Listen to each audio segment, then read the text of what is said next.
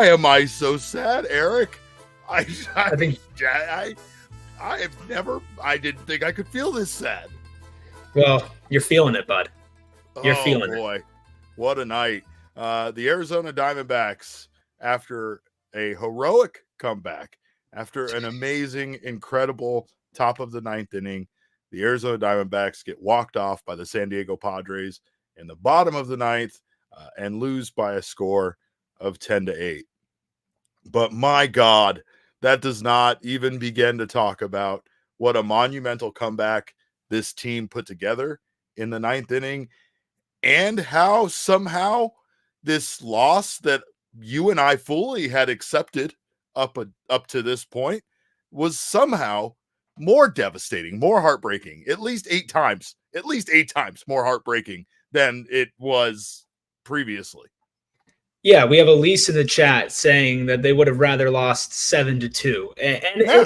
it sucks. It sucks because you're in the moment and Alek Thomas hits a grand slam in the top of the ninth, and you're like, wait a second. Like, what the heck is going on here, right? And then Grichuk in for Ketel, 2-run bomb, and you're like, okay, like all my burdens have been lifted from my chest.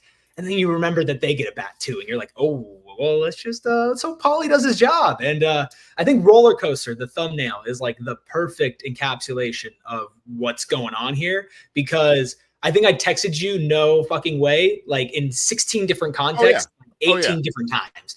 And my favorite part about that is every single time you texted me no fucking way, I was in the middle of screaming no fucking way in my living room while watching this game. And that's kind of how that ninth inning went. The Diamondbacks were down 7-2, and that's what Elise is alluding to there. And I mean, we can honestly even get down to that. Like, what is worse, getting blown out or having what happened to this team tonight happen tonight? The Diamondbacks score 6 runs in the top of the ninth to turn a blowout loss into a temporary lead somehow. I mean, this one, we obviously have to plan this show not to pull the curtain back too far. But again, this guy over here had written the loss headline and magically things happen. But that really just does happen all the time, because we do have to kind of get prepared. We can't just wait until after the game shows. We have a very, very small window to get this show prepared for you fine folks, which, by the way, I haven't even introduced myself because I'm just so beside myself. Of course, you guys have no idea who I am or this guy next to me. I am Derek Montilla, occasionally known as your mayor of PHNX. This man next to me, Dr. ER Erik Ruby, here tonight. And again, somehow bringing the magic with him, much like he did. No magic. There's no magic here. An L is no magic. I can't take that. Okay. I know, but this one felt magical. I mean, I get it. The Diamondbacks lose 10-8. That's the bottom line. And I'm sure there's going to be some people that are going to rage about this. But honestly, again, much like the conversation we had the other day, this loss, unfortunately, ultimately falls on Paul Sewald's shoulders for not being able to take care of business in the bottom of the ninth in a save opportunity. Now, this came up fast on him, as it came as fast as it did on all of us. Again, this was a 7-2 loss. We didn't even think we were going to see a bottom of the ninth inning. Right. Next thing you know, Sewald has to get himself prepared and ready. And I think that you could tell that lack of preparation, that lack of time might have been a problem, because he was having a really hard time throwing his sweeper there in the bottom of the ninth. But again, the Diamondbacks in the top of the inning, Walker lines out. They're down to their 2 final outs in the game, down by 5 runs. We have a Lourdes Gurriel single.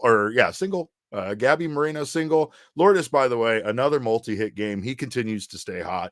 Gabby Moreno seems to very much be back as well. They both single. Jake McCarthy walks to load the bases. And then this guy, electricity personified. Our young king, Alek Thomas, hits a grand slam home run and delivers one of the most electric moments of the season for this team. Yeah, and it was followed up by another one of the most electric moments of the season for this team, right? Like that. Okay, let's take the loss away, right? Let's just okay. It happened. It sucked. Can we talk about a couple of the positives, like the fact that Alek Thomas came up? That's what we do on this show, Erik. We're not the fun show over here. We accentuate the positives. We get down on that. Okay. But his job is to bring me down, but that's not your job. Your job, much like Damon and Sean, you got to pump me up. You got to get me up there. Yeah. And yes, there's a lot of positives to talk about when it comes to what this team was able to do in the 9th inning. I mean, honestly, Corbin Carroll, and even that, right? Like, let's talk about that. Alek Thomas has struggled. We haven't really seen him, be able to have that kind of offensive moment, and it's just huge for him, just as far as his confidence, belief in him. And that's kind of what Alek Thomas does. His batting average isn't going to be great, but he once again has this tendency, this ability to get these big hits and big moments. Yeah, and RA in the chat says just heartbreaking to see King Alek Grand Slam go to waste. And yes, for this game, but that's the type of play that for a hitter that's been struggling mentally, like for him, they didn't lose the game because of him. They were in it because of him, right? Yeah. And so there is a way that you can walk away from that and you can say, okay, the result wasn't what we wanted, obviously, but we shouldn't have even been in that game in the first place. And we were there because I stepped up to the plate in the top of the 9th. And I put work in, and I hit a grand slam. Right, that could be something to a struggling hitter, especially a young one that's returning from injury, that rolls over into the next game. And if it does, then that moment's not for nothing. But right now, it's infuriating, especially because it was followed up by Grichuk pinch hitting a 2-run home run to take the lead, making that grand slam worth even more. I think that moment is probably the bigger moment, right? I think that not only did it give the team the lead, but the events that led up to that, as exciting as Alek Thomas's grand slam was, and as much as it meant to this team for those 4 runs, they were still down by a run. They're still down 7-6, and they still needed more offense in order to make it happen. We see that we get Corbin Carroll getting up there and getting a big hit in a big situation. Again, there's another thing, like when you talk about the positives you want to check off here, Lourdes has another multi-hit game. You got Corbin Carroll coming up in a huge moment and getting a big, I think, what was it, a double that Corbin Carroll got there? Mm-hmm. He had 2 doubles today. Yeah, it was a double. And then Torrey Lovullo knows something. He has the dirt on somebody. And I don't even know if it was Torrey, because that's what makes this my favorite moment of the game is as they're sending Randall Grichuk out there, it causes the broadcast team to kind of spiral out of control a little bit. Instead of sending up there our all-star second baseman, Ketel Marte, the all-star, the man that's delivered more big hits for this team probably than anybody on the roster, they are sending him back to the dugout for Randall Grichuk. And when the broadcast showed a shot of Torrey Lovullo and Jeff Bannister, they were huddled together like 2 kids that had a secret that they didn't want anybody to see. And whatever that information that they were sharing was resulted in Randall Grichuk hitting a home run to give the Diamondbacks an 8-7 lead. What a moment. What an absolutely insane moment. And it got ruined. It got ruined in the moment. It did get ruined. It did get ruined. We had that moment, Erik. We had that period of time in our lives where we were up 8-7 in this game. And though it was fleeting, it was beautiful while it lasted. Yeah, absolutely. And listen, I'm obviously we're hoping that it was just a pure tactical move by Torrey, and it wasn't hey, there's something going on with Ketel, because the choice was so random that the broadcast was like, let's put a camera on Ketel and see if anything's going on. And you couldn't tell anything. His team, nobody was bending to him. He's laughing. His teammates are over. He also wasn't having the best night at the plate as well. Right. So maybe Torrey was just like, we'll just do it. Because Torrey just does that point. Torrey just does it. He makes decisions that in the moment, people kind of scratch their heads a little bit, and it goes one of two ways. It either goes how it did tonight, or basically the complete opposite, right? Like if he would have grounded out, oh my God, people would want to. The discourse would have been crazy. Yeah. Discourse would have been crazy if he just grounded out and game over. Yeah. But back to Paul Sewald again. That's where the darkness creeps in. I mean, on one hand, this was only Paul Sewald's second blown save of the year. And not to make excuses. I know there's some people that love to think my job is to make excuses. There's some people that think I'm part of the broadcast team. So, I mean, people are kind of wrong about a lot of things about me. But I will say that Paul Sewald didn't have a lot of time to prepare. And you could tell based on his performance. Now, again, I don't know when he got up in the pen. I'm just speculating there, purely speculating that he didn't have enough time to prepare. But it's the only thing really that I imagine could have impacted him negatively. But he didn't look sharp. He couldn't land his sweeper in the zone.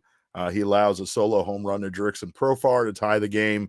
And then he walks Cronenworth and gives up a home run to Manny Machado, who's the worst person you could give a home run up to walk off the game. He really is. Like, he had a great night. There's so many people that I would rather see you give up a game-winning home run to than Manny Machado. But yeah, I mean, on one hand, here we go again. Oh shit, here we go again.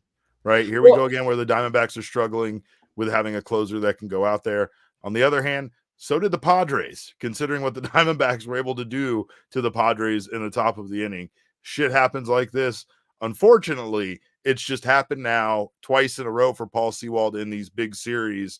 And, unfortunately, it's cost the Diamondbacks, 2 games against their biggest National League West rivals. Yeah, and with Sewald, it's tough because you can look at it and say, oh, he didn't have enough time to prepare. I think that, and the chat's brought this up too, you are a closer, right? And so I feel like with baseball in a game where anything could happen, I think you at least need to be mentally prepared to go in at the end of the game no matter what. And then especially once your offense starts to gain momentum, once I say you got like 2 guys on base, there's no harm in getting yourself physically and mentally ready and then not going out there, right? Yeah. Like that's just like, okay, I was doing my job. I was ready. And I'm not going to like crucify Paul Sewald because he wasn't doing that. I do think it's something he could have done and he could have been able to handle it better. And maybe there would be a different result if he was up and ready. However, he wasn't. And I think that that's just kind of like you throw your hands up, you're not happy about it, but it's not like, oh my gosh, the end of the world, right? It's not. And it's also like, let's take a step back here. And baseball is a season of ups and downs for the individual and for the team. And especially for a closer, it's so mental. Like, there's no reason that this can't kind of snap back in a little bit. Yeah. Now, it's not guaranteed, but we've seen Paul Sewald at his best. And so I'm holding on to hope, and it is hope, that when the time comes, especially if they're going to make a run at this postseason, he's kind of got this part of his season under the rug and back to being nails. But you don't really know at this point. And that is a little bit concerning because when you trade for Sewald, you're like, you know what? Like, that's our guy. That's our closer. We don't have to worry about it. And so when you have to start worrying about it again, it's almost like unexpected. Sure. But again, it's only his second blown save of the year. Yeah. It's not panic button. I really do think that this is one of those situations where, like we said, the Diamondbacks shouldn't have even been in it. So that definitely makes it feel like this falls all on Paul Sewald, and it does. I'm not gonna act like it doesn't. Like, he should have been able to go out there and take care of business, no matter how much time he has, no matter whatever the case may be. It's just, we just came off of a series where after Paul Sewald blew the first game of the series, blew the save, his first of the year against the Dodgers, that one felt like this was a disaster. The Diamondbacks are going to get swept. And instead, we saw the Diamondbacks go out there and whoop the Dodgers the next 2 games. And that's something that we shouldn't forget just because of this loss or the pain of how close the Diamondbacks got this loss and how now it falls on Paul Sewald, right? I think that baseball is one of those games that we are so quick to react to one game, but we honestly just entirely too often react in a way that is not consistent with the fact that it's 162 game season. All right. And Erik, let me take the screen here for a second. Let me do the thing I do here. You got to relax. And again, this is why the discussion at times with something like this is what hurts worse, right? Losing 7-2, losing 9-1, or having your team put up a fight, seeing them come back, and then unfortunately not being able to finish the job off, right? Like here at the end, the Diamondbacks obviously were unable to get the job done. Paul Sewald there, not even able to get an out in the inning. Again, this is frustrating. This is maddening. You got to sometimes, though, look at the positives and look at what the offense was able to do and realize that it does feel just like at times where Jesse and I were, and I'll keep bringing this up. I know I'll keep bringing this up, but when we were encouraged by Corbin Carroll at bats, even when he went 0 for 4, this is still a very encouraging performance by this team. Much, much better than the way the lay down and die backs have performed in the past, right? It was at least an effort. It was at least a fight. Alek Thomas, it's very encouraging to see him be such a big part of this. That's why I'm wearing this shirt. I wasn't even wearing this shirt the whole time. I went and changed into this shirt into the 9th inning, and for good goddamn reason, right? I mean, and again, this is one of those nights where you do kind of get frustrated with this team because their record's now 43-45. They just can't seem to get to 500 and get over 500 and stay there. They also can't seem to build momentum, right? This is another loss where after an incredible series in Los Angeles, they immediately display all of the weaknesses in this game that we've seen all season long, where they score those 2 runs early, right? We get a Jock Peterson puts the Diamondbacks up in the first inning with a long 2-run home run to straightaway center in the top of the first, scoring Corbin Carroll. And I mean, again, that's great. But then 0 hits in the second, 0 hits in the third, 1 hit in the fourth, 1 hit in the fifth, 1 hit in the sixth. They couldn't string anything together, just like they can't really seem to string like big wins together. You know, they come off of this huge series against the Los Angeles Dodgers. You have to feel great. Christian Walker has to feel like a god among men. And then you just kind of go out there and do what you've done all season long. Show some offensive potency early on, and then, you know, just kind of go flat for the majority of the game. And that's a very frustrating thing to see when it comes to this offense, you know. And again, Yeah. You have Vasquez against the Diamondbacks. Randy Vasquez, this guy, 2 starts against the Diamondbacks this year, 13 innings pitched, 12 hits, 5 earned runs, 1 walk, 8 strikeouts at 3.46 ERA. The man just, I mean, I don't know. I can't understand why they can't do better against him. But at least Lourdes continues to stay hot, like I said earlier. Gino made a throwing error in the 5th there on a grounder that Christian Walker was able to scoop up. And that's making excuses. I'm the making excuses guy. Well, I can't make excuses for Gino when he's making errors over there at third base. And again, there was, you know, Slade today wasn't great. Slade was, you know, did what Slade still continues to do. It's just so weird, the changes that he can make during an outing and how he can improve, but also how he can drop off his second time. I mean, once again, he got bit his second time through the order after looking really good for a portion early on because his velocity was oddly down. I don't know if you saw this, but his first 5 fastballs were like averaging at 89.7 miles per hour. Brent Strom goes out there and makes a mound visit, and then he's averaging basically 93.6, 94 miles an hour the rest of the game. And he was great that first time through the order. I mean, it's so weird and unique to see a mound visit that early in a game. It's wild. And so to see it impact the pitcher. Right. He then started, like, it wasn't immediately like the next pitch, he just jumped up, but like he kind of slowly started working his way up back to where he was.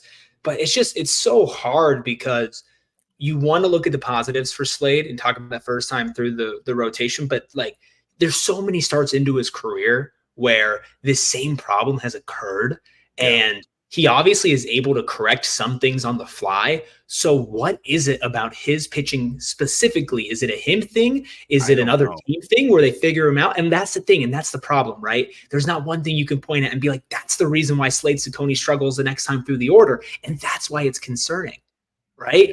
Yeah. And so you're just worried about having to tread water this season while your starters are still injured and you have somebody who can only pitch through one time through the order. And depending on the inning, you can get almost all the way through that in one inning if it's not going great.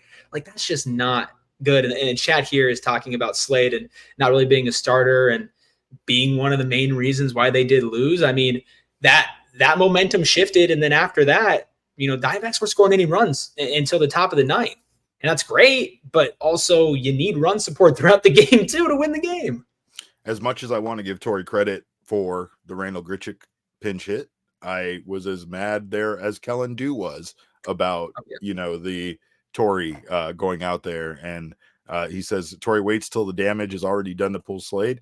And it felt like that, right? Mm-hmm. It felt, and the broadcast addressed it. I was listening on the radio at one point because I was driving, and I heard them talk about, basically getting to Humberto Castellanos so that this team just wouldn't have to spend the bullpen at one point. Right. And, basically it was kind of like a white flag, waving the white flag situation based on the guys he put out there. Of course, the bullpen, at least Humberto was good. I mean, 2 innings pitched, he gave up 1 hit, no runs allowed, didn't walk anyone, didn't strike anyone out. I think, it was great that he ate up some innings. It was great that Diamondbacks were able to come back. And you could talk about a lot of things. I mean, Slade definitely doesn't make any sense. And I think that there's still adjustments, obviously, that he can make that can improve things. But his first time through the order, he allows, I think, 1 run total on 2 hits. And then, you got his second time through the order that absolutely just goes to dog shit. And this is something now that we've seen entirely too many times. He allowed 4 runs on 5 hits the second time through the order. All 4 runs came in the 4th inning. He threw 37 pitches in the 4th inning.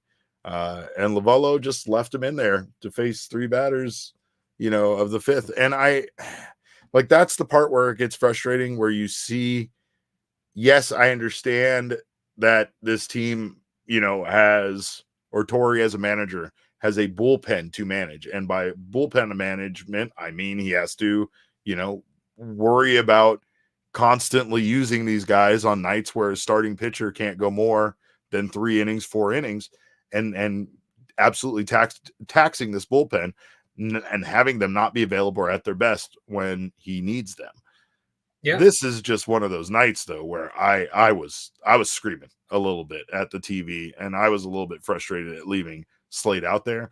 We have seen this too often, so it shouldn't be a surprise that Slade is not good the second time through the rotation. Unfortunately, it's just a matter of options. I think it's also a matter of trying to let him mature and work this out, right? Yeah, because I think I was going to ask you that. Right, at what point through Torrey's mind, when he sees this pattern enough, does he think, well, you're never going to fix it if you don't get the chance, right? And right. I could totally see that line of thinking. And I can see how right now on July 5th, that's really frustrating. But if for some reason, and again, we're talking best case scenario here, and I get it. Some people just want to be angry and some people just want to vent. I completely understand. But best case scenario, the more opportunities you get for him to try and fix this, the more likely he is to do it, right? I don't think there's any way he fixes it by not pitching through. But it's kind of like a chicken and the egg, where how many times do you let him go through this and let his confidence get zapped? And pitching is quite the game of confidence, right? Yeah. So you let him go through the second rotation, the third time through, and he struggles again. At what point does that actually harm his mental rather than help him try to figure it out?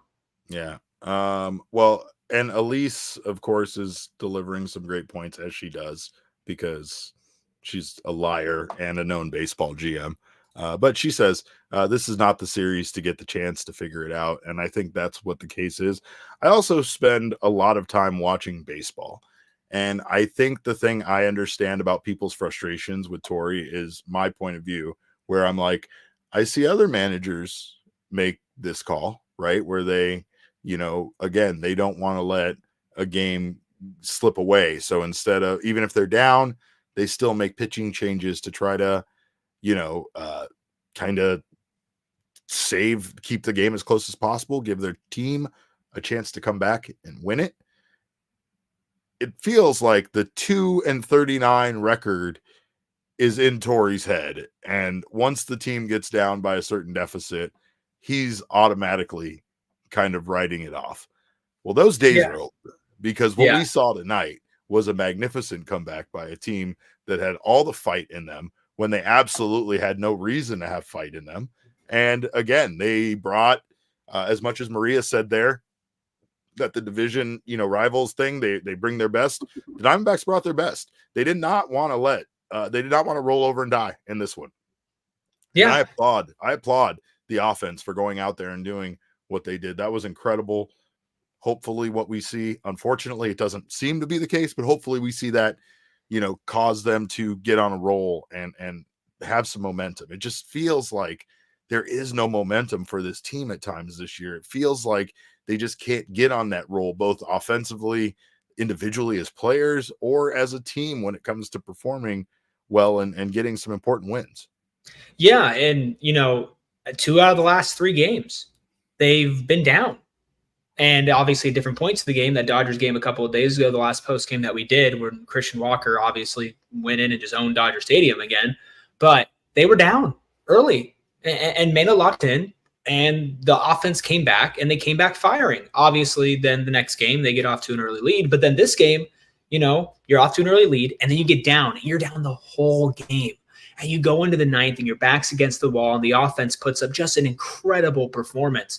And I get that, 2-39 might be in Torrey's head, but you've got to block that stuff out, man. Especially when you have a team whose entire identity last year was don't count us out until, it's the end of the game. There's a certain thing where the team takes on like a manager's energy. And I'm not saying that that's exactly what happened. Yeah, 2-40 now. Amazing. Damn it. Tough. That's tough. And 2-40, nice round number. But you have to be confident in that situation as a manager and confident in your team, especially one that's struggling like this, who last year was not. A lot of this stuff is mental, right? And you can't do everything, but you can't let it seem like, hey, we're just going to let Slade go another round through because screw it. We're already like, no, especially like the chat's pointing out, and you guys are making great points. Like this is a team in the wild card race. This is a team in your division. This is a team that you need to beat. And when you don't, it's almost like losing twice. And so you can't afford to give that type of stuff up. But chat, you're making great points. Thank you all for being here. Please hit that like button. Get the bad energy out of here. Yeah, please. Let's do that. Also, every time you like the video, man, it's one less game blown. That's it. Right. Yeah, maybe. I don't know. I like your positivity. I'm with it. Let's go. If you're in the PHNX Sports YouTube channel, make sure you subscribe. If you haven't done so already, sign up for notifications. That way you don't miss when this show goes live. All of the wonderful work Erik does on this network with Southwest Bias and The Sun Show and ASU. This man's all over the place all the time. We appreciate you, sir. Of course, make sure to hit that like for Erik, and hit that like for, I guess, how exciting that comeback was there in the top of the 9th inning. If you're listening on the audio podcasting side, we implore you to subscribe on your favorite audio podcasting app. Listen to us on road trips over the summer. That's a fun way to spend some time. Of course, make sure to leave us a review as well. We appreciate the feedback, and those 5-star reviews mean the absolute world to us. Of course, tonight was a night. If you were betting on the Bet365 app and you had put money on the Padres to win, and the Diamondbacks still would have come back and won. I know this is a lot of hypotheticals. We're living in an alternate reality in this situation, but stick with me, because since the Padres went up by 5 runs, even if the Diamondbacks would have come back and won, you still would have won your bet with the Bet365 baseball early payout offer, where you are a winner if your team simply goes up by 5 runs. And that's a pretty sweet deal. Of course, you can get down on a whole bunch of live betting, which is one of the things that Bet365 pioneered in the sports gambling world. And of course, they also have all sorts of other things that you won't find on other apps like esports and the widest range of games and markets available across 78 sports. So make sure to check out everything Bet365 has to offer. Right now, new customers can use our code of PHNX365 to sign up, deposit $10, and choose either between a bet and get offer where you place a $5 or more bet and get $150 in bonus bets, or a first bet safety bet where your offer, you can place up to $1,000 bet. And if your qualifying bet loses, you receive a matched refund in bonus bet. So download the Bet365 app right now. Use code PHNX365 when you sign up. Choose your offer and find out why it is never ordinary at Bet365. Must be 21 and over and physically located in Arizona. If you or someone you know has a gambling problem and wants help, call 1-800-NEXT-STEP, text NEXT STEP to 53342 or visit problemgambling.az.gov. And also, speaking of Erik being here, I'm always interviewing for replacements for Jesse, as you know. And Erik definitely qualifies just because a lot of weird things have happened since Erik has been here doing this show with me. And I kind of like it. I kind of like the chaos that Erik brings. And Indeed.com can maybe help you find your own Erik. If you need to hire, you need Indeed. Indeed is your matching and hiring platform with over 350 million global monthly visitors, according to Indeed data, and a matching engine that helps you find quality candidates fast. And trust me, sometimes Jesse just tells me on a random Thursday that, oh, I'm driving. I can't be there for the 1 o'clock show. Why didn't you tell me before this? It's moments like that where I need Indeed to help me hire someone quickly. 93% of employers agree Indeed delivers the highest quality matches compared to other job sites, according to a recent Indeed survey. So you can join more than 3.5 million businesses worldwide that use Indeed to hire great talent fast. And by the way, not to throw it out there, but we also might be hiring here at PHNX. We probably should be using Indeed to do that. Listeners to this show will get a $75 sponsored job credit to get your jobs more visibility at Indeed.com/allcity. Just go to Indeed.com/allcity right now and support your show, our show, this show right here. Support this show by saying you heard about Indeed on the Diamondbacks podcast. Indeed.com/allcity. Terms and conditions apply. Need to hire? You need Indeed. Well, of course, we also need some numbers, and we also need to first announce who our King Snake is. This one was difficult. Again, a roller coaster ride, but I think you guys get what we're going with here, because despite the loss, we still have to give it to these two smiling, gorgeous boys for what they did for this team tonight. Alek Thomas and Randall Grichuk, and you know exactly why we're giving them the King Snake. I don't have to explain myself to you. You understand it. You know what's going on here. I get it. I understand what's going on. You gotta get with I it. mean, listen, it would have been a lot sweeter of a King Snake if it led to a win, but I think we should still take a step back and appreciate just how crazy that ninth inning was. Alek Thomas in a big spot, grand slam, having flashbacks, to the postseason last year. And then Grichuk just stepping in just an incredibly pressure-filled situation, not just with the game, but also with the fans, right? Manager puts trust in you to replace the all-star starter with the game on the line, and you bury one? Yeah. Very well-deserved King Snakes. Yeah, absolutely. And I mean, again, I don't know what information Torrey had about Randall Grichuk. I don't know if it's a matchup situation. I don't know if he had some sort of, like prior history, with, I think it was De Los Santos out there. But this was just an incredible victory for this, or incredible comeback. It's temporary up lead that they had. And I think it, again, incredible victory was what they did this weekend against or weekend. This is a weird week for me, but over the last 2 days prior to today against the Dodgers, that was amazing. And again, something that you really feel like they could build on, felt like could have been a pivotal moment in this season, but then we have today's loss. And I mean, taking the comeback out of it, things didn't look great, right? It looked like another mediocre performance from this team. Instead, they refused to die. They came back big. And unfortunately, Paul Sewald just could not get out there and get the job done against, honestly, a very good Padres team that has been red hot.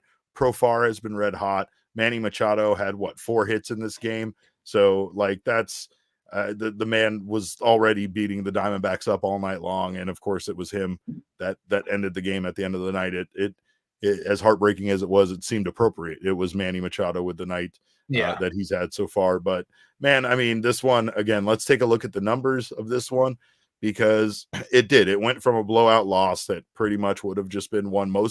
Maybe most of you would not even be here watching this show because you probably would have stopped watching the game, and instead really did provide one of the most exciting moments, albeit brief, of the season.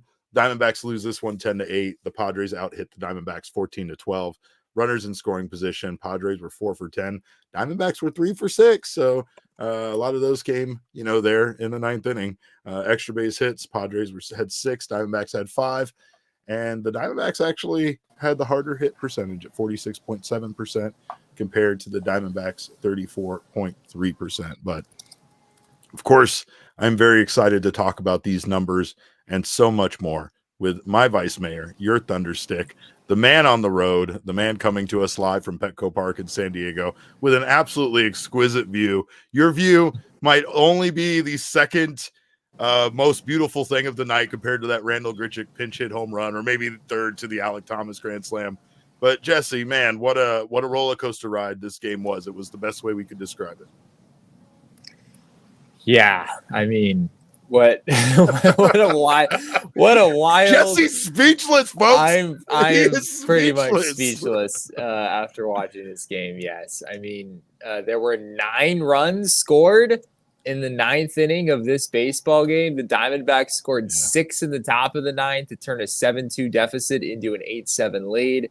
And then, of course, Paul Sewald just had a brutal outing in the bottom of the 9th. It's pretty clear stuff just wasn't really there. He didn't have great feel for the sweeper. The command was clearly off pretty much, not on every pitch necessarily, but on almost every pitch it felt like. So this is a brutal loss, Erik. I mean, the Diamondbacks it's not all that hard to talk yourself into 4-0 so far to start the week against, some really key division opponents with the way that the Tuesday game went, where, Sewald had a 1-run lead in that game and wound up blowing that save all with 2 outs. And then this one, I don't know if this one felt better or worse for people. It wasn't, he wasn't 1 strike away tonight, Erik. He wasn't able to get an out. It was obviously a homer, a walk, and then another homer. Manny Machado has been on an absolute tear lately. I believe I saw he has an 11.05 OPS in his last 15 games. So, maybe people take some sort of comfort in the fact that Manny Machado has just been on another level recently. And this is far from, just like a Sewald thing.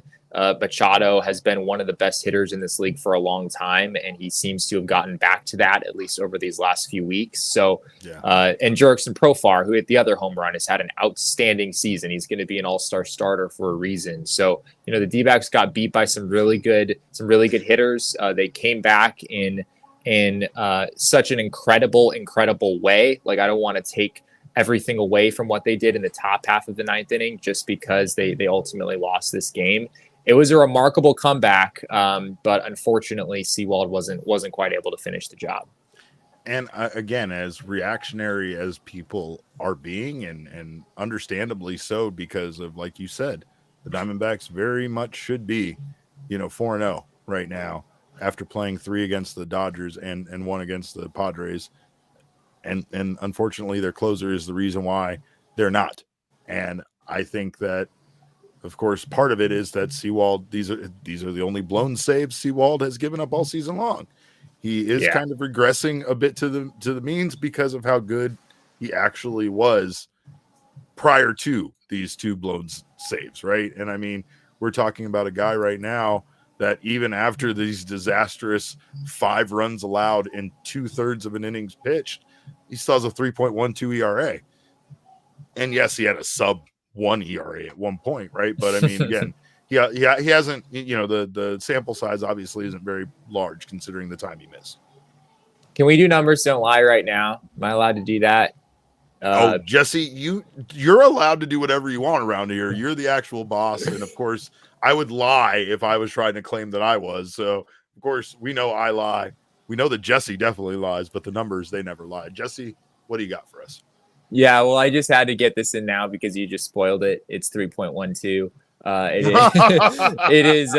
Sometimes we spend a little too much time together, Derek. We wind up on sort of the same wavelength. Gross. I hate it. I hate it so much. I don't want to go on the road with you. Well, you're going to have to get over that, Derek. We're going to be on the road together for entirely too long here in about a week. But yeah, Sewald has a 3.12 ERA. And looking at his ERA last year, which I'm looking up here real quick, Sewald last season for the Diamondbacks had a 3.57 ERA. And his ERA for the season as a whole, including his time with the Mariners, Derek, was 3.12. He now has exactly the same ERA that he had a year ago. And beyond that, even with the blown save that he had today, Sewald is still 12 for 14. If I'm getting that right. Sorry, I think it's 11 for 13. 11 for 13 in save opportunities this season, which is a conversion rate of about 85%. And that is really, really good. That is also pretty much right in line with what Sewald has done, with the Mariners and then with the D-backs over the past few seasons. So, this is such a gut punch of a game to lose as the lights are like flickering behind me. That's interesting. Oh, yeah, now we have like a cooler. Now it's even just, more. Now it just got even more dramatic. Green screen. That is not real behind you. Whoever said it in the comments, that is AI generated. There's no way that's real, Jesse. But yeah, it's all this to say Sewald wasn't going to have a 1 ERA for the entire season, right? That just wasn't going to be realistic. And despite what's happened this week, he has still had overall a pretty good season for the Diamondbacks. We talked about before the game on Tuesday, like the D-backs hadn't really lost a game because of Sewald the entire season. And that's just not something that any closer can really sustain. The other closer, Derek, didn't have a great day either, right? I mean, that's Robert what I said. Suarez came in with some really good numbers too. And the D-backs hit a grand slam and then a 2-run homer against him. So, just one of those days in baseball where even really good players do have off nights from time to time. And it's funny because, again, Christian Walker had that nonchalant attitude about it after his ridiculous performance in Los Angeles. And, I mean, I do think part of it is humility, as I talked about. His humility is so sexy, Jesse. But at the same time, holy shit, he's right. It's weird, and you don't really know how to explain it. And you're not really like, no, I don't see the ball better here. I don't, the air isn't different. Like, it's not like there's some magical answer as to why I come here and crush the baseball. I just do. I don't know. I go to Universal Studios. I ride the backlot tour. I get super amped about seeing King Kong, and then I come over here and I destroy the Dodgers. Like, that's the kind of answer I really wanted to hear out of him. But that baseball's just weird, and tonight's one of those weird nights where both closers for both teams that have actually both been very good this season faltered and gave up a whole lot of runs combined between the two of them.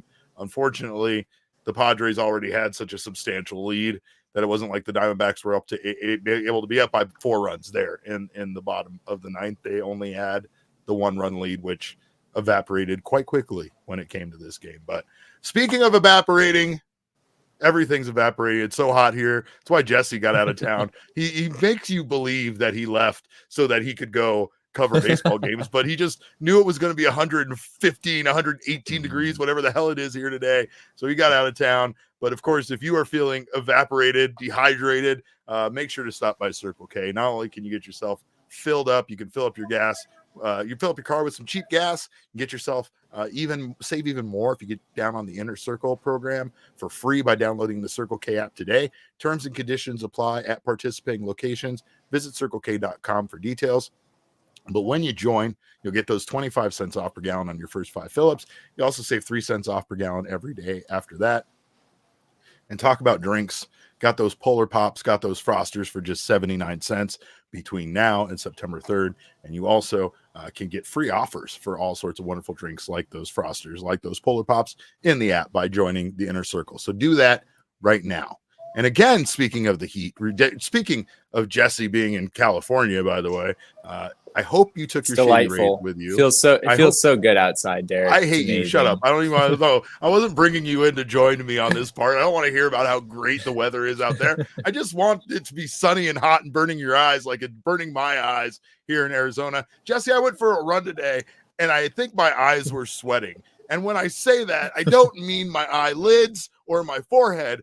I think my eyeballs were sweating, and I don't think I was crying. I think I was literally just sweating out of my eyes because of how hot it is. And as I've told you, the sun is trying to kill you if you live here in Arizona. So combat the sun with a pair of Shady Rays sunglasses. They are the best in the business. They are a quality premium pair of sunglasses with crystal clear optics, and they are honestly much cheaper than quality sunglasses that are on the same level as theirs. Plus, those other more expensive brands do not have the level of ridiculous replacement warranty plan that Shady Rays offers. They told us that they will allow you to replace your Shady Rays if you break them or lose them, even on day one, no questions asked. So, of course, I love my Shady Rays. I pick them over every other single pair of sunglasses I own, no matter how cool those other glasses might match my outfit or make me look. It's the Shady Rays. I put them on. They don't even feel right. The weight is right. The optics is right. They're polarized sunglasses. They're amazing. So they have lots of styles for you to choose from. And exclusively for our listeners, Shady Rays is giving out their best deal of the season. Head to shadyrays.com and use code PHNX for 35% off polarized sunglasses. Try for yourself the shades rated 5 stars by over 300,000 people. The big question on everybody's mind, Jesse, and we haven't really talked about it because I wanted you here for it, is what happened with that Randall Grichuk pinch hit situation.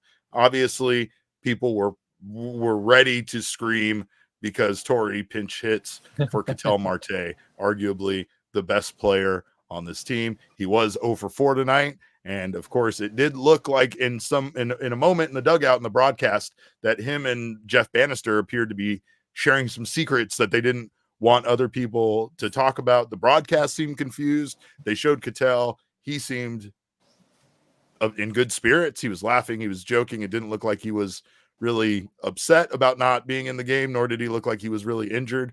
So can you fill us in and tell us what's going on with Marte? Yeah, just a matchup thing, Derek. You know, for as good as Ketel has been this season, like, he's not that good of a player. And Randall Grichuk, you know, this is what he's here for, to pinch hit for Ketel Marte late in games. Like, that's his role on this team. No, none of that is true. Oh, no. Yeah, Ketel Marte was pinch hit for because he was hurt. There was no way Torrey Lovullo was ever going to. I'm amazed it took you that long to catch on to the bit. I must not. I figured that's where you were going with it, but I just kind of was hoping that this other stuff was a lie. I thought you were pulling my leg, but right in the right way. What happened to him? What's going on with Ketel? Yeah, so I'll let Torrey Lovullo do the talking. Here's Torrey talking about Ketel's injury after the game.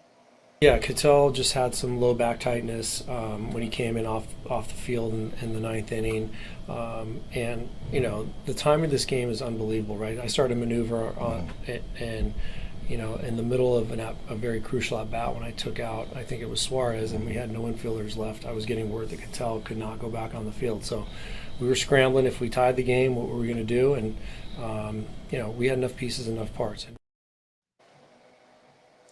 Well, I mean, at least it's just lower back tightness, but I mean, again, it's never a good thing to hear that another Diamondback is experiencing any kind of injury. Right. Yeah. So it's lower back tightness. Lovullo was later asked if he'll need any imaging, if Ketel will need any imaging, and Lovullo said no. As of right now, the answer is no. So yeah, Ketel is just day to day with lower back tightness.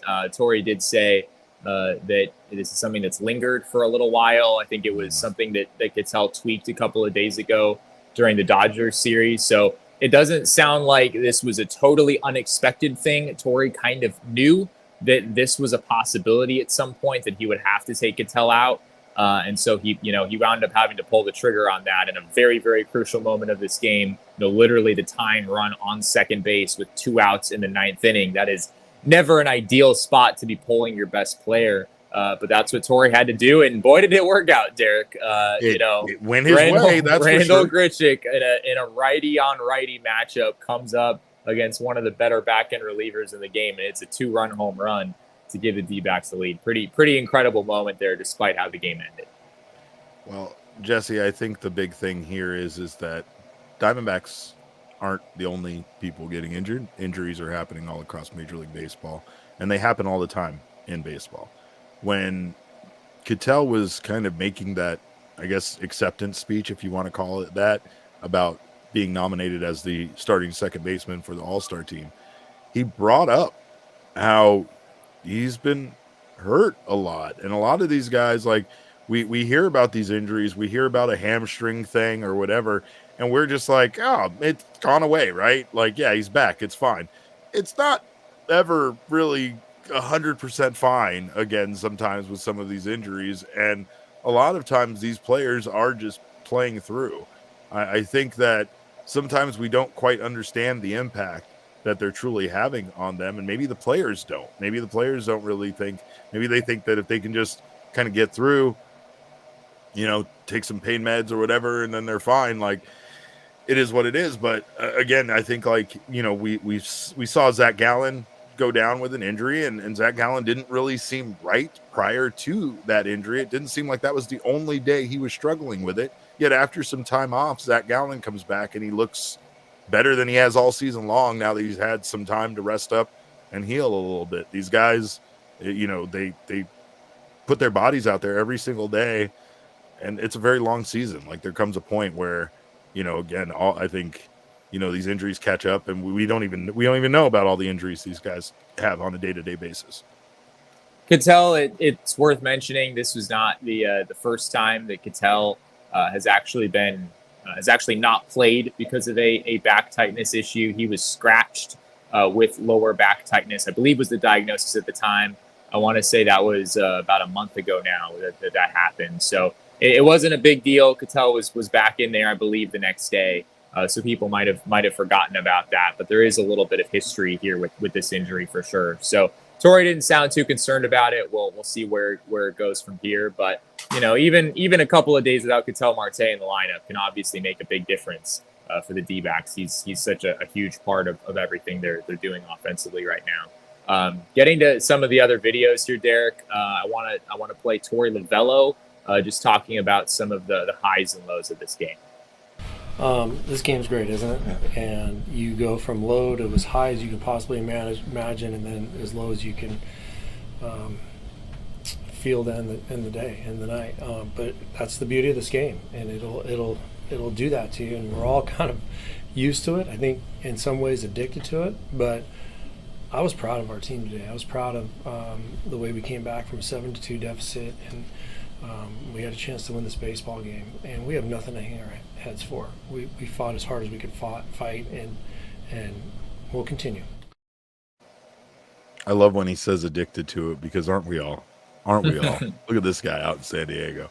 Yeah, I mean, the highs and the lows of this game were something. It wasn't even, I guess, you have your high of being up because the Diamondbacks once again put up runs in the first inning, and they do what they've done all season long.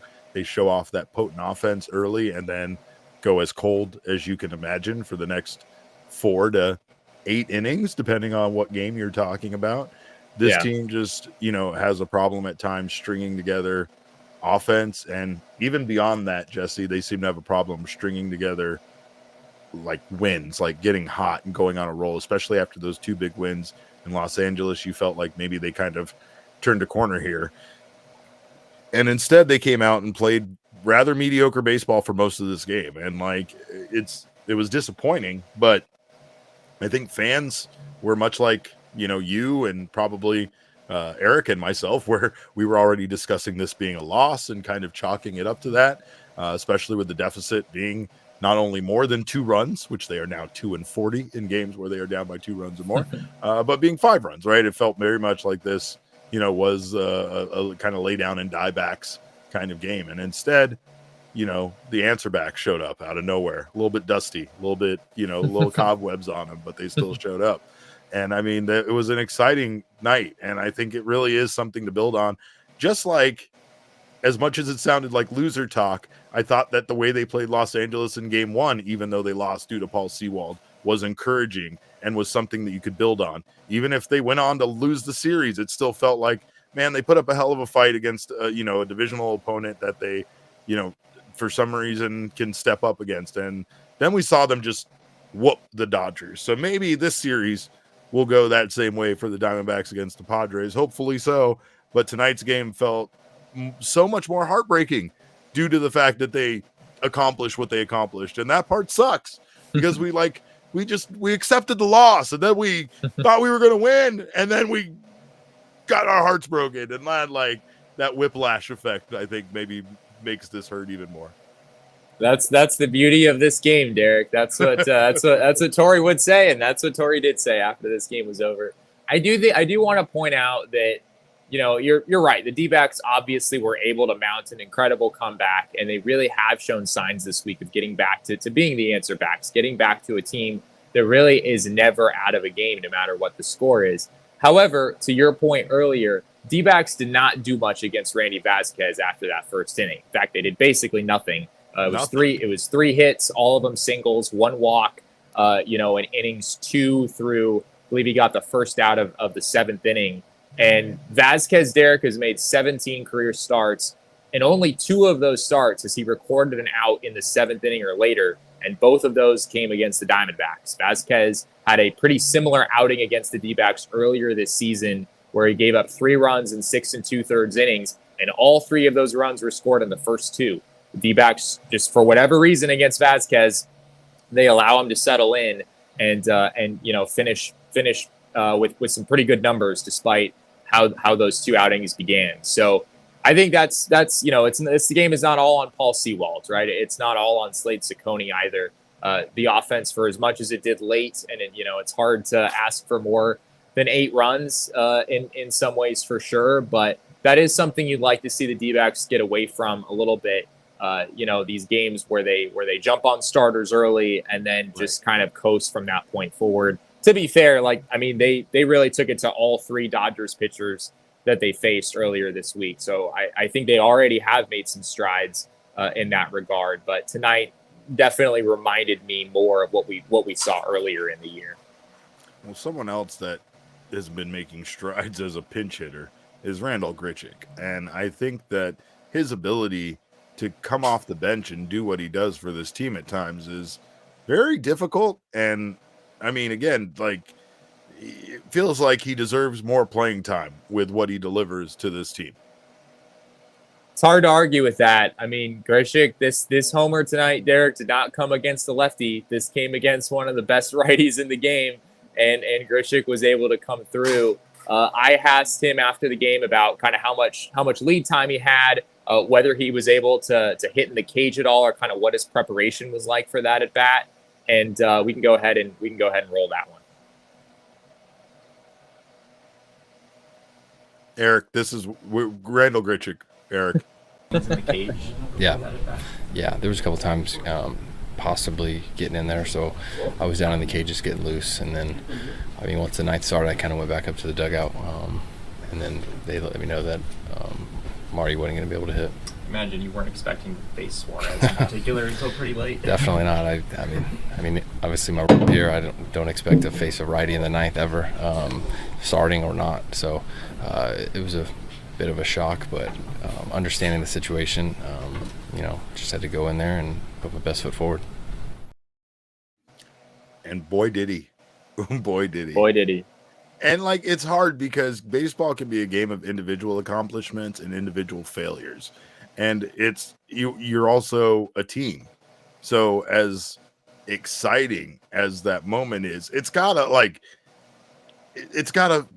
feel like just deflating, so much to have delivered for your team, to have brought that moment, and then to lose in the next inning, right? And I mean, again, it is what it is. Baseball players, like Torrey said earlier, they're used to this thing. This isn't anything new to them. They've been doing this their entire careers, but it's still what a moment for Alek and what a moment for Randall to only, have it end the way it did. I mean, the emotional highs and lows of this game, I don't know if they've ever been as extreme as this in any game that I've covered, at least. Like, for the Diamondbacks to come back and score 6 runs in the top of the ninth when they're down by 5 with a grand slam and a pinch hit 2-run homer right on right, coming in, Grichuk coming in for the Diamondbacks, the best player who had just gotten hurt in Ketel Marte. I mean, it would have been an unbelievable story for the Diamondbacks to come through and win this game in that fashion.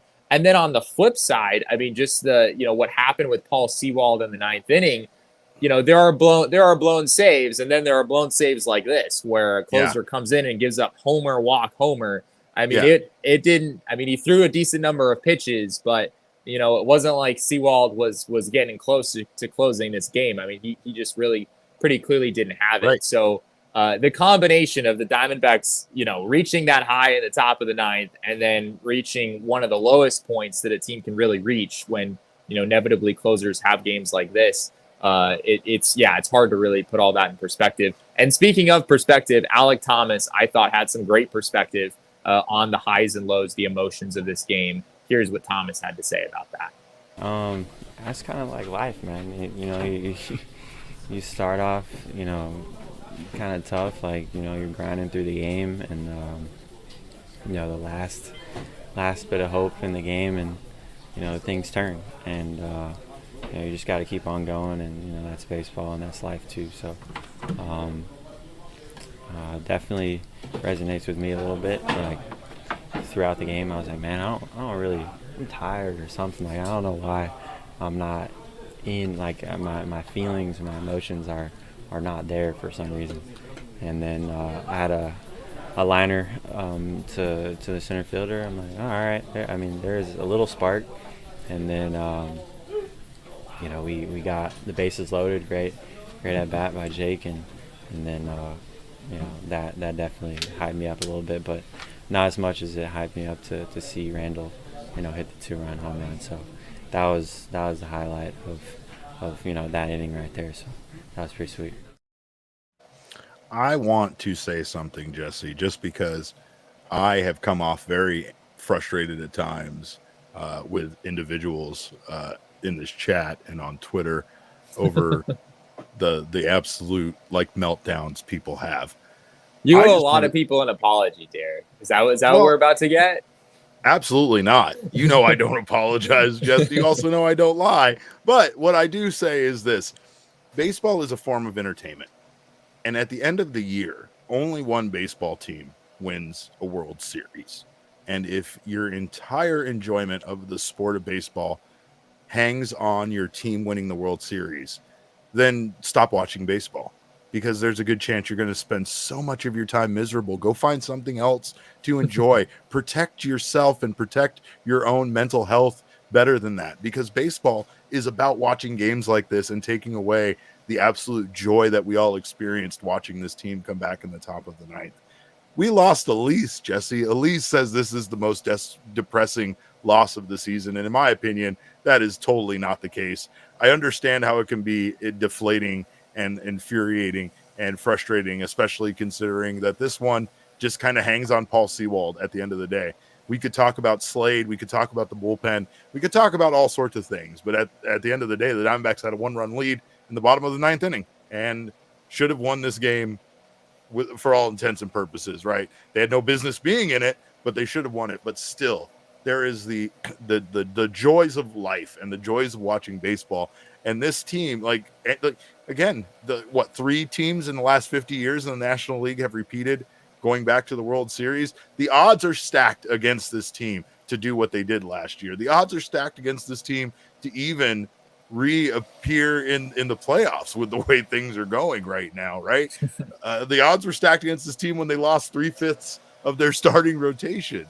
It's just the comeback nature and the way that this team really, even with all of this adversity, still doesn't, really give up and still presses on. Like Alek Thomas said there, that's the beauty of life, and it's the beauty of watching this game, right? I mean, it's really just not necessarily always about your enjoyment of a sport being about your team winning a championship, right? Sometimes it's about this community we've built here with the Diamondbacks and all of these wonderful people we've met because of this team. Like sometimes it's about that stuff, but like also sometimes it's about just, wow, what the hell did we see there in the top of the ninth? Like holy shit, yes, the Padres came back and won and probably should have with the way this game went the rest of the game. However, like what an incredible moment we all got to witness.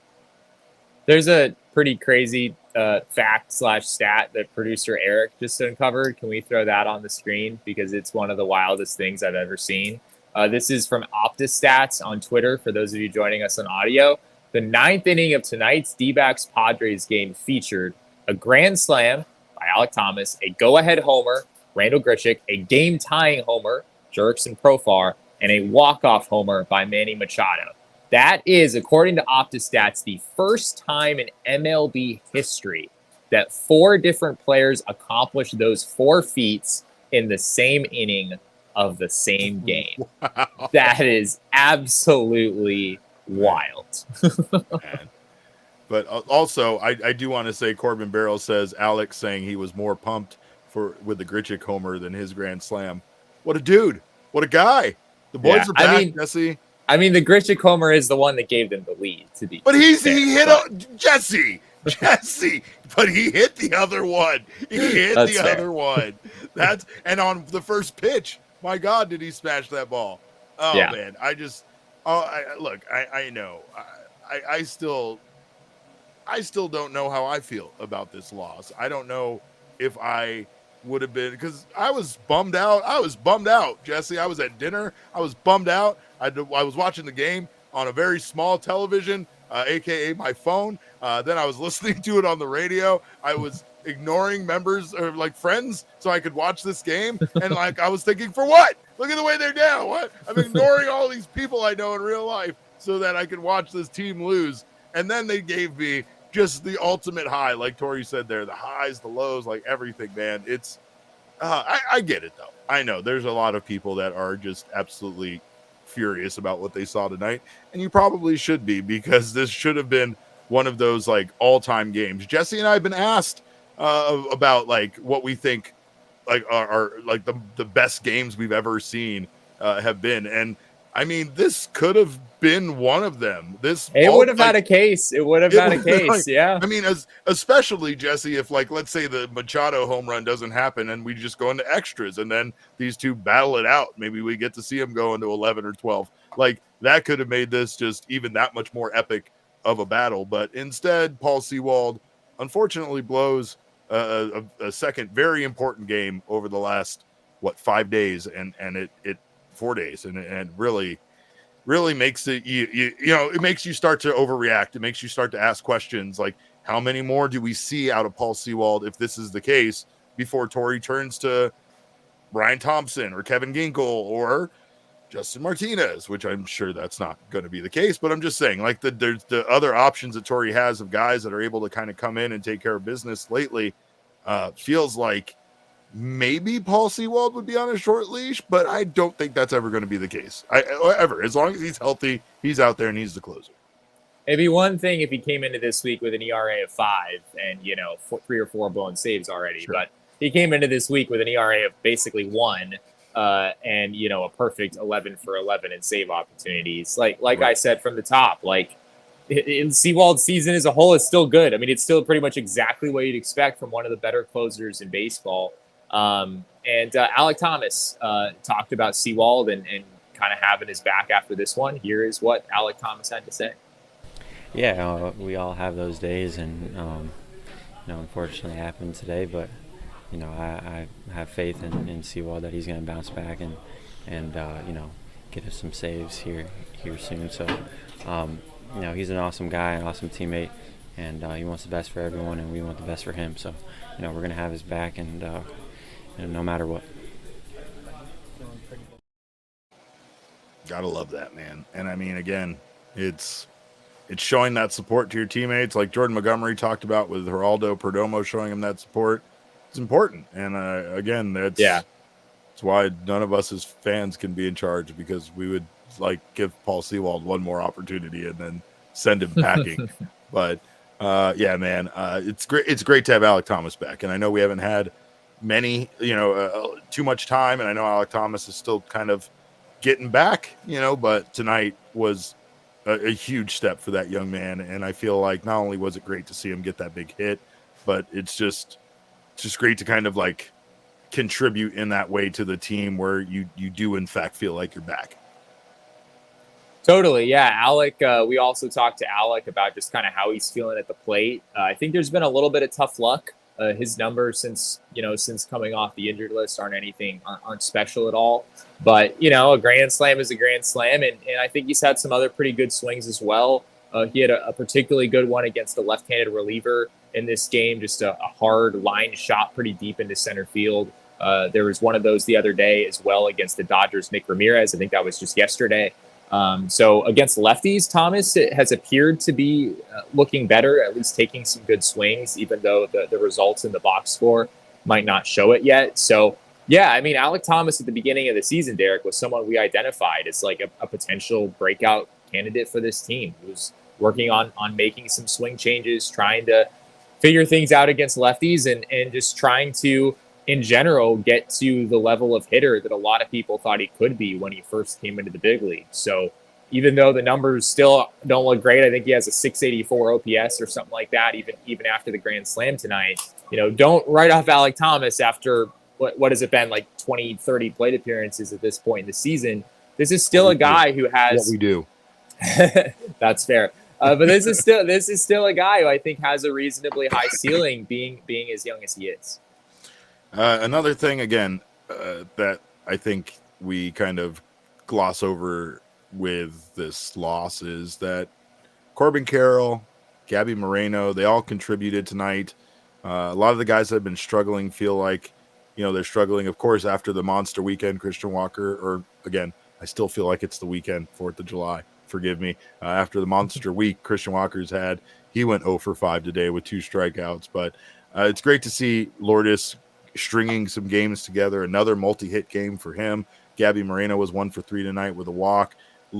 Corbin Carroll, those 2 doubles, and it was 2 for 5. So again, it's like there's a lot of things. Jock, of course, had that big home run. He was 2 for 3. There's a lot of positives here about this game. It's just at the end of the day, it's hard to feel positive after watching Sewald blow that save. And again, I also think, like you said, it was such a bad performance by Sewald. It wasn't like, oh, hey, one guy just got him and that was unfortunate. Like, no, it was home run, walk, home run. So hopefully Paul Sewald can, get right. And I mean, if there's anybody I trust, it's the dad. It's our dad. It's our dad of the bullpen, right? Like, come on, dads have tough nights. Sometimes you just got to pick that up. Let's all go out for ice cream. Maybe we'll get a movie on DirecTV. Like, we'll pay for it. The good, new movie. We'll see one of those. But anyway, it's interesting to see how this team obviously reacts to this loss. They reacted pretty positively the last time Paul Sewald blew a save. So that's the sacrifice we have to make to see him come out and possibly pummel the Padres the way that they did to the Dodgers in the next 2 games.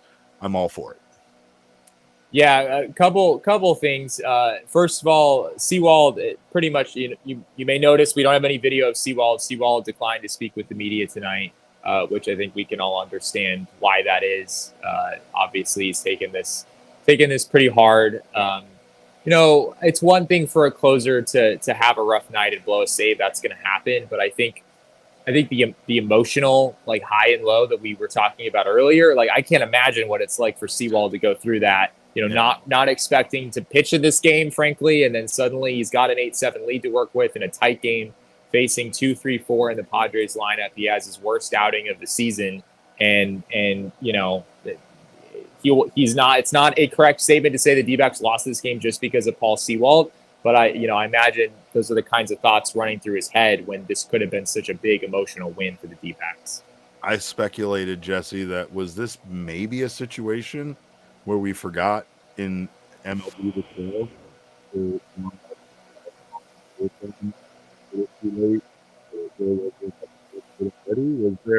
there time? I speculated about that earlier. Was time at all a factor, do you think, maybe for Sewald's preparation and all of a sudden having to get up the minute he sees maybe Alek hit that grand slam and start throwing and not even think that they were going to even have a ninth inning? Yeah, I heard like 60% of what you said. Maybe it was just on my end. Your audio got a little muffled there, at least for me. But I know what your question was, and about like the timing for Sewald and maybe how that could have played into things. It's a totally fair question. You know, maybe we'll be able to get an answer on the impact that could have had in the coming days. But I mean, even if it did have an impact, like Sewald is he's not the type of guy to use that as an excuse in any kind of a situation. And I'm sure he's really wearing this one for his teammates. So yeah, certainly rough day for him. I also have to say, Derek, that this was a bit of a rough day, not just for Sewald, but also for us, the reporters who are here in San Diego covering this series. You know, normally I don't like to point out our blunders like on the postgame show, because that just feels like a losing thing to do. But today, our blunder was so honestly so hilarious that I feel like I have to bring it up. Okay. So, you know, Sewald, we weren't going to be able to talk to Sewald, and so thinking about, you know, other guys in the clubhouse who could maybe shed some light on exactly what happened, just so we could get some comment on his outing. And naturally, we go to Gabriel Moreno, because Gabriel Moreno started this game at catcher and certainly did not switch to playing third base in the ninth inning when Sewald entered the game.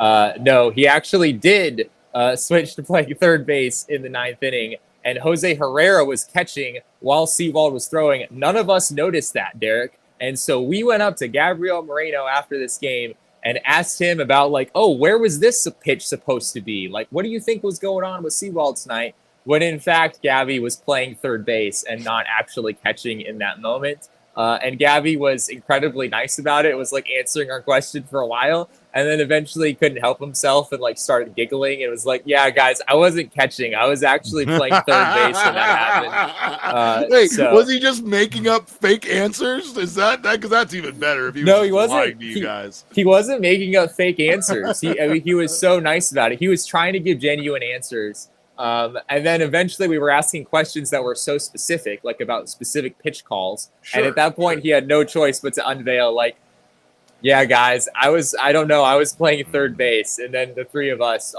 we all felt like idiots, which is, sort of embarrassing, but also kind of hilarious at the same time that somehow none of us noticed that. And that's another thing that I feel like we have to talk about, Derek. Gabriel Moreno played third base in this game for the Diamondbacks, which is something that we have not seen. Why? Because Ketel Marte was removed from the game. Jake McCarthy had already come in and pinch hit for Eugenio Suarez, so Suarez was out of the game. And oddly enough, this is actually a question that we asked, or that I asked pregame. If people remember, in yesterday's game in LA, Eugenio Suarez was ejected, and Geraldo Perdomo was also right there in that fray. And Torrey Lovullo, after yesterday's game, made the point that the best thing Walker did in that game was wild to say. He said the best thing Walker did in that game was holding back Perdomo and making sure the D-backs didn't lose their shortstop, because this team only has one backup infielder right now. Kevin Newman is the only backup infielder on this roster. So if the D-backs lose two of their infielders, then they're forced to do what they did tonight, which was play Gabriel Moreno at third base in order to make the pieces fit together. So the fact that we asked that question before today's game, and then it wound up being very, very relevant by the end, we got to see what the D-backs alignment is there. They went with Moreno at third base. They brought in Herrera to catch. Just a pretty crazy turn of events. Well, and that's, I mean, again, I have this bad out. I'm ready to riot. I'm ready to blame somebody. I'm ready to, of course, get my revenge. But how much does Jose Herrera maybe have to blame for what happened there in the ninth inning? I mean, not to put it on him. Obviously, Paul Sewald's the pitcher there. He gave up home runs. But again, I mean, Jose Herrera versus Gabby behind the plate seems like a bit of a downgrade. Obviously, it was due to circumstances, but it still feels like maybe that had also an impact on why we saw things turn on them there in the bottom of the ninth. I think it's a downgrade in terms of overall catching defense. There's no doubt about that. I mean, Gabby won the Gold Glove Award last year for a reason, but I'm not sure it's necessarily a downgrade from like a pitch calling perspective. Okay. Herrera, I think, is very very well respected, very well liked by the Diamondbacks pitching staff. So, and he actually got some calls. I don't know if it was necessarily Herrera's framing, but Sewald was a little all over the place in this outing, and a couple of the called strikes that he did get were definitely not strikes. So you could even give credit to Herrera maybe for framing those well, and giving Sewald a couple of extra calls in his favor. But I don't really think Herrera. Those were, those might have just been mercy calls. I'm not sure what was going on there, but there was some calls on the outside there that he got for sure. But anyway, hopefully, like I said, the Diamondbacks rebound the way that they rebounded in the Dodgers series. We will be back here with a very special, very rare Saturday post-game edition of this show. Of course, we do want to thank Desert Financial Credit Union for bringing us the count, and also for being Arizona's largest, most trusted local credit union for more than 84 years. Desert Financial team are financial experts who are committed to their members, committed to people like me, who they got me started on my home ownership journey. This arcade behind me is thanks to Desert Financial Credit Union, and hopefully they can get you started on your financial goals and dreams. You can look to Desert Financial for checking and savings accounts, mortgages, loans, credit cards, investment options, and so much more.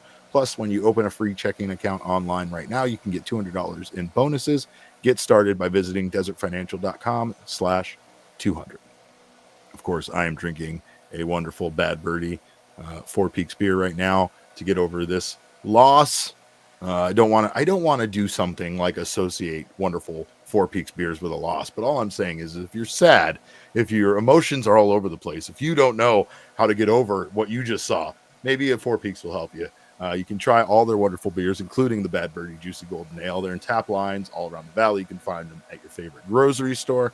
And of course, you can also go to Four Peaks, eat some delicious chicken tendies. We are the Chicken Tendy Gang. And enjoy yourself the wide variety of delicious beers Four Peaks has to offer. Visit fourpeaks.com/locator to find all your favorite beers and events. Check out at Four Peaks Brew at Four Peaks Pub to keep up with the latest at Arizona's hometown brewery. Must be 21 or older to drink Four Peaks, and please drink responsibly. Well, we thank you guys so much for stopping by. Piece of Yoshi. There's a controversy in the chat. Piece of Yoshi dropped us a super chat. Thank you so much, Piece of Yoshi. Piece of Yoshi says, Jesse, we need to know if your shirt is brown. It is not brown. I would not describe it as brown. I would describe it as maroon. I think that, maybe the lighting makes it look a little bit brown, but it's more of a reddish maroon color. So okay, I know I've seen that shirt in person. I wanted to let you answer it. I've stuck up for Torrey tonight. I stuck up for Paul Sewald there. I didn't mean to. I was just asking if there was an impact or a drop off. Wasn't trying to look for more excuses for Paul. Maze Devil's laughing because he said that Pizza Yoshi really paid $2 to ask about a brown shirt. You know what? I wasn't going to ask him about the shirt until somebody did pay Maze Devil, so I'm glad he did. Of course, Ryan Page says keen to see Fott Masterclass in person tomorrow too. Ryan, we hope you do. We hope Jesse does. Shout out Ryan Page, by the way. If I'm remembering correctly, Ryan Page is from Australia and is here seeing the Diamondbacks in person for the first time in San Diego. Oh my God. That's what a game. Super cool. Yeah. What a game. I wish they would have won it for Ryan because what a memorable first game that would have been. Instead, sadness, Ryan, sadness for you. Welcome to being an Arizona sports fan. Hello. It wouldn't have been right for his introduction to be for you to get a else, win right? your first time. That's not how things work around here. Sorry, Ryan, but he says correct, and we thank you so much, Ryan, for watching and for flying in. Luna Forte says, hell yeah, Ryan. Hope you have a great time. We do too. We hope you guys all have a great time. I hope we have a better time tomorrow than we did tonight, even though for a little brief window, it was very, very fun. Of course, you can follow us on Twitter. I'm at cap_caveman with a K. This man next to me is at Jesse N. Friedman. Of course, the man behind the curtain on the ones and twos tonight is the one and only Erik Ruby, and we thank him once again so much for stepping in, giving our dog Damon a little time off, much needed time off, because that man has been working nonstop since he started with this company. So we thank him for all of his efforts. And Erik, of course, we thank you for yours. We thank all of you guys for stopping by. Of course, you can follow our show at PHNX_DBacks. But of course, all roads do lead to at PHNX_sports on Twitter, Instagram, and Facebook. We thank you again for your time. We will see you back here tomorrow night. Hopefully you guys stop by for another post-game show, and hopefully we can be talking about a Diamondbacks win. In the meantime, we hope you have a wonderful night. Hope things better night than what happened a little while ago. And remember, kids, baseball is fun, but damn it, it's so much more fun when you actually win a game like this. We all silly like the mayor.